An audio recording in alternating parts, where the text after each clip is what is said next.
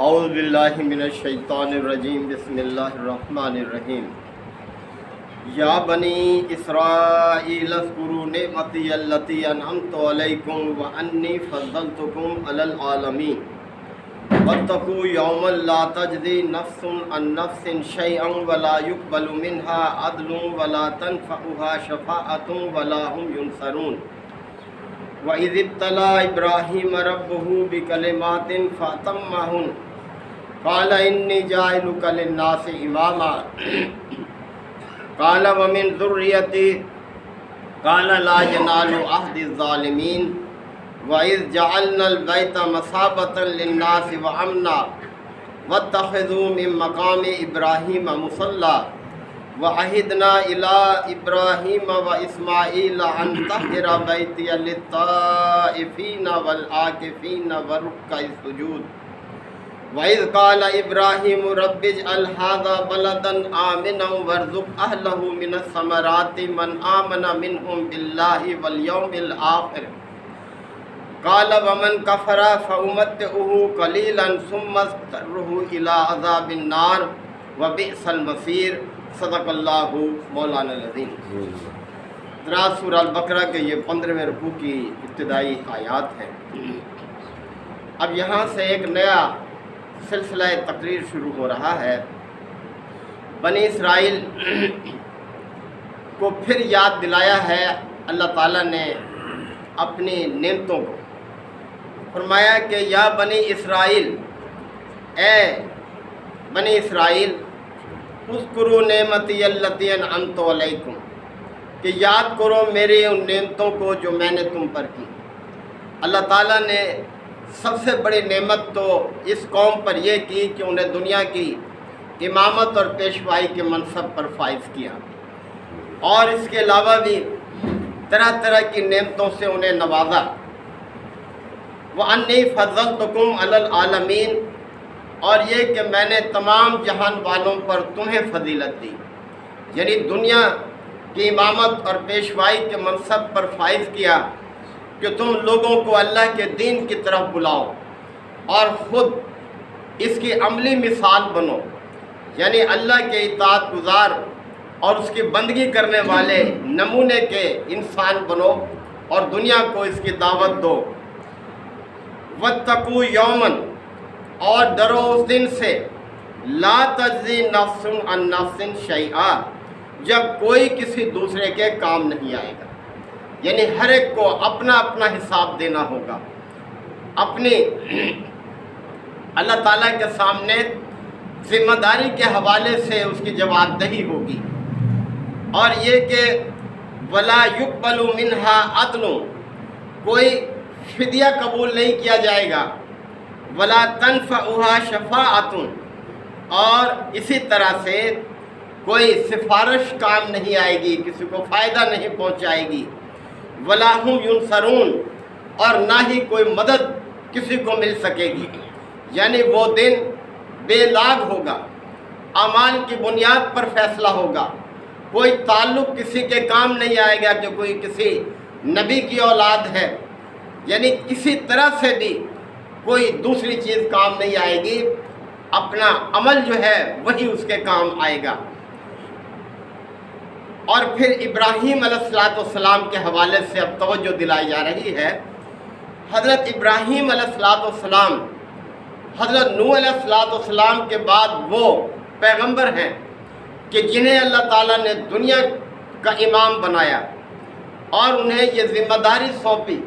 کہ اللہ کے دین کو انسانوں تک پہنچائیں، اور پھر اس مقصد کے لیے انہوں نے طرح طرح کی آزمائشیں برداشت کی اور اس طرح سے اللہ کی دعوت کو پہنچایا جیسے دعوت پہنچانے کا حق ہے۔ آپ دیکھیں کہ جس گھرانے میں وہ پیدا ہوئے وہ ایک مشرک گھر تھا کہ باپ نہ صرف شرک میں مبتلا تھا بلکہ شرک کا داعی بھی تھا، بتوں کو بناتا تھا اور بیچتا بھی تھا، لیکن کس طرح سے دیکھیں انہوں نے اپنے آپ کو اس سے محفوظ رکھا، اور پھر اپنے گھر کو چھوڑا، اللہ کی اطاعت اور بندگی کے لیے سفر کیے، یعنی عراق سے مصر تک اور پھر شام اور فلسطین سے عرب کے دوسرے علاقوں تک اور اپنے مشن کی تکمیل کے لیے اپنے خلیفے مقرر کیے۔ انہوں نے اپنے بھتیجے حضرت لوط علیہ السلام کو شرق اردن میں مقرر کیا۔ انہوں نے اپنے بیٹے اسحاق علیہ السلام کو شام اور فلسطین میں مقرر کیا اور اپنے بیٹے اسماعیل علیہ السلام کو عرب میں مقرر کیا۔ اس طرح سے دیکھیں ایک منصوبے کے تحت اللہ کے دین کی اشاعت کے لیے دیکھیں اپنے آپ کو، اپنے کنبے کو جو ہے کس طرح سے جو ہے لگا دیا اس کام پر۔ تو فرمایا جا رہا ہے کہ ذرا توجہ کرو، اور ابراہیم علیہ السلام وہ پیغمبر ہیں کہ جن کے ساتھ نسبت یہ سب لوگ اپنی قائم کرتے تھے، یعنی یہود بھی، نصارہ بھی، مشرکین عرب بھی، سب اپنی نسبت جو ہے حضرت ابراہیم علیہ السلام سے جوڑتے تھے۔ اور آج بھی دیکھیں دنیا کی اکثریت اپنے نسبت ابراہیم علیہ السلام کے ساتھ جوڑے ہوئے ہیں۔ دنیا میں بڑی قومیں یہی ہیں، مسلمان ہیں، یہودی ہیں، عیسائی ہیں، یہ سب اپنی نسبت جو ہے حضرت ابراہیم علیہ السلام کے ساتھ جوڑتے ہیں۔ تو توجہ دلائی ہے کہ ذرا یاد کرو وَإِذِ ابْتَلَىٰ إِبْرَاهِيمَ رَبُّهُ بِكَلِمَاتٍ، کہ جب ابراہیم کو اس کے رب نے چند باتوں میں آزمایا، فَأَتَمَّهُنَّ، وہ سب آزمائشوں میں پورے اترے۔ کتنا بڑا سرٹیفکیٹ ہے کہ خالق کائنات خود اس بات کا اعلان فرما رہا ہے کہ ہم نے ابراہیم کو چند باتوں میں جب آزمایا تو وہ تمام آزمائشوں میں پورا اترا۔ ہم بھی ذرا اپنے آپ کا جائزہ لیں کہ ہمیں بھی اللہ تعالیٰ نے دیکھے ایک آزمائش میں ڈالا ہوا ہے۔ وہ آزمائش سب سے بڑی تو یہی ہے کہ ہمیں دنیا کی امامت اور پیشوائی کے منصب پر ہے، کیا ہم اس آزمائش میں پورے اتر رہے ہیں؟ تو فرمایا کہ ابراہیم ہر آزمائش میں پورا اترا۔ آپ دیکھ لیں کتنی آزمائشیں آئی۔ ابھی محترم قاری صاحب بھی تلاوت فرما رہے تھے اس حوالے سے کہ اپنے گھر کو چھوڑا، یہ آزمائش، پھر وقت کا حکمران خلاف ہو گیا، آگ کا الاؤ تیار کر لیا، اس میں پھینکنے کا جو منصوبہ تھا اس پر عمل بھی کر دیا، عملاً پھینک دیا آگ کے الاؤ میں۔ کتنی بڑی آزمائش تھی، لیکن ایمان کا جو تقاضا تھا اس کو نہیں چھوڑا۔ اللہ نے بھی دیکھیں کیسے ساتھ دیا، دیکھیں نا، کود پڑا آتش نمرود میں عشق، عقل ہے محو تماشائے لب بام۔ ابھی عقل کی سمجھ میں یہ بات نہیں آئی کہ وہ کیا جذبہ تھا کہ جس کی بنیاد پر ابراہیم آگ کے الاؤ میں کود پڑا اور اس نے کوئی خطرہ محسوس نہیں کیا۔ اللہ نے بھی اپنے بندے کا کیسے دفاع کیا، وہی آگ کس طرح سے کس شکل میں بدل کے رکھ دی اللہ تعالیٰ نے۔ اسی طرح سے بڑھاپے میں اولاد عطا کی۔ ابھی تلاوت ہو رہی تھی، ابراہیم کو اسماعیل اور اسحاق بڑھاپے کی عمر میں اللہ تعالیٰ نے دیے۔ بڑے بیٹے اسماعیل تھے، جب وہ پیدا ہوئے تو حکم دیا کہ اسے جنگل میں چھوڑا، اسے اس کی ماں کو۔ دیکھیں بیوی بچوں کی محبت کتنی ہوتی ہے، لیکن اللہ کی محبت سب پہ غالب تھی، چھوڑا ہے اللہ کے حکم پر۔ اور پھر دیکھ لیں کس طرح سے جب بچہ کچھ بھاگنے دوڑنے کے قابل ہوتا ہے تو حکم ہوا کہ ابراہیم اس کو ذبح کر دو میرے راس۔ تو کیا کوئی دیر لگائی انہوں نے؟ اپنے رب کے حکم کو کس طرح سے بجا لائے۔ اللہ نے بھی کس طرح سے بچے کو دیکھے محفوظ رکھا۔ تو یہ ہے کہ ابراہیم کو اللہ تعالیٰ نے کس طرح سے آزمایا اور وہ ہر آزمائش میں پورے اترے، یہی ایمان کا تقاضا ہے۔ تو فرمایا جا رہا ہے کہ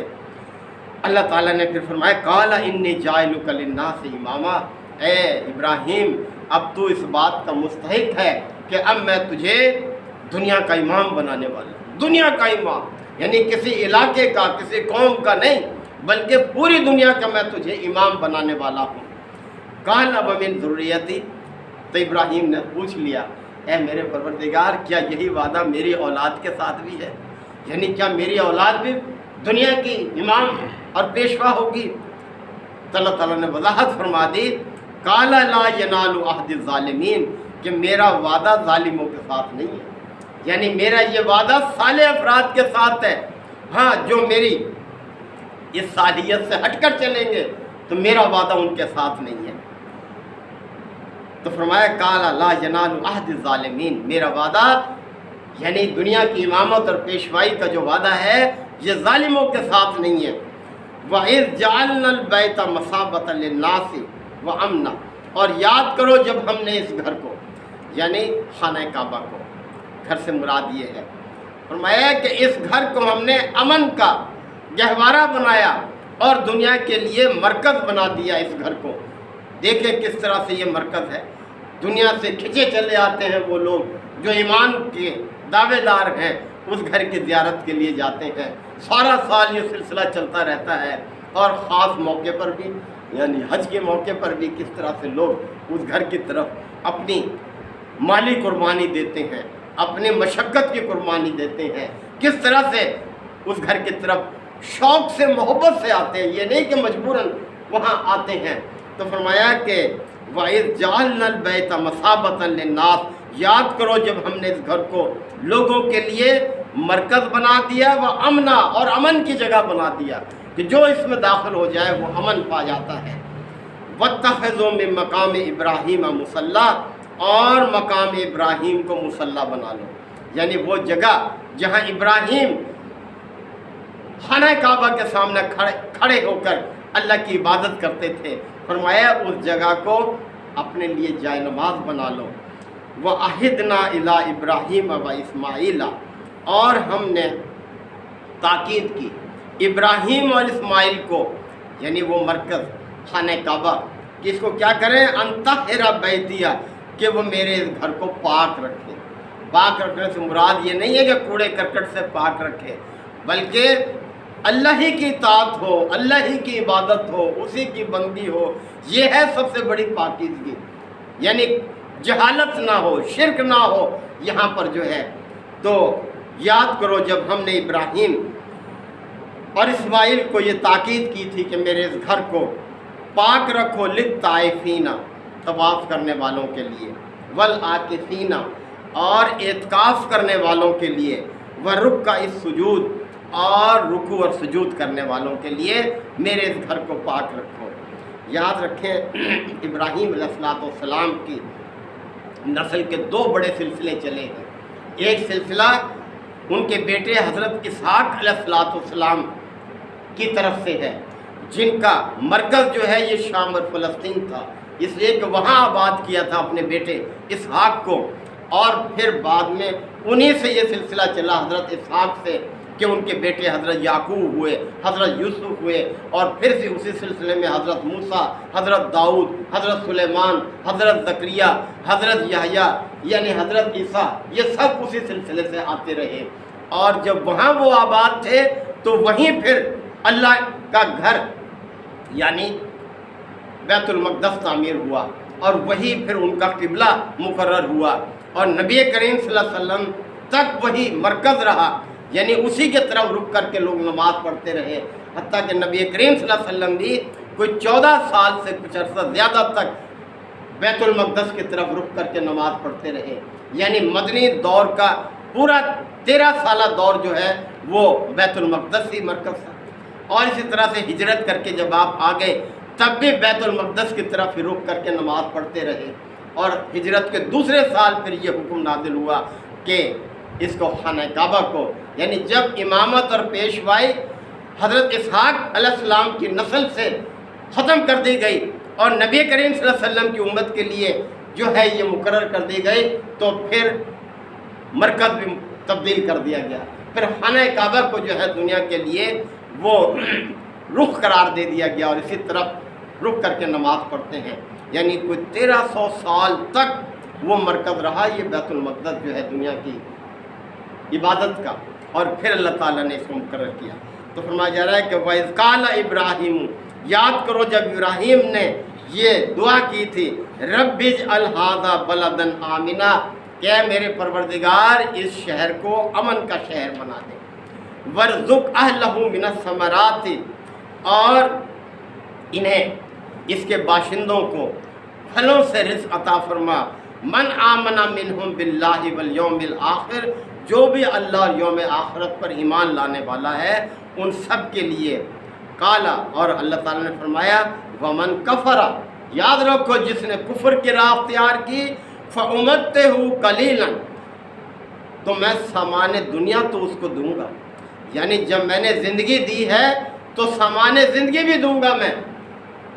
لیکن امامت اور پیشوائی انہی کے لیے مخصوص ہے جو میرے صالح بندے ہوں گے، جو میرے دین کو لے کر کھڑے رہیں گے اور خود بھی اس کے پابند ہوں گے، دنیا کو بھی اس کی دعوت دیں گے۔ ثم استرہ الی عذاب النار، اور پھر میں ان کو آگ کے عذاب کی طرف گھسیٹوں گا، یعنی جو کفر کرنے والے ہوں گے۔ وبئس المصیر، اور یہ بہت برا ٹھکانہ ہے۔ تو دیکھیں کس طرح سے اللہ تعالیٰ نے اب اس تقریر میں توجہ دلائی ہے کہ اپنی اس ذمہ داری کی طرف کہ جو اب امت مسلمہ کے سپرد ہے، اللہ تعالیٰ ہم سب کو ذمہ داری کو سمجھنے کی اور اس کو پورا کرنے کی توفیق عطا فرمائے۔ وآخر دعوانا ان الحمد للہ وکفیٰ وسلام علی عبادہ الذین اصطفیٰ ربنا آتنا فی الدنیا حسنہ وفی الآخرۃ حسنہ وقنا عذاب النار وادخلنا الجنۃ مع الابرار یا عزیز یا غفار یا رب العالمین۔ اللہم انک عفو کریم تحب العفو فاعف عنا، اللہم من احییتہ منا فاحیہ علی الاسلام ومن توفیتہ منا فتوفہ علی الایمان، یا شافی الامراض اشف مرضانا ومرضی المسلمین، یا قاضی الحاجات اقض حاجاتنا وحاجت المسلمین، اللہم اعز الاسلام والمسلمین، ربنا تقبل منا انک انت السمیع العلیم وتب علینا انک انت التواب الرحیم۔ صلی اللہ تعالی علی خیر خلقہ محمد وآلہ وصحبہ اجمعین۔ آمین، شکر۔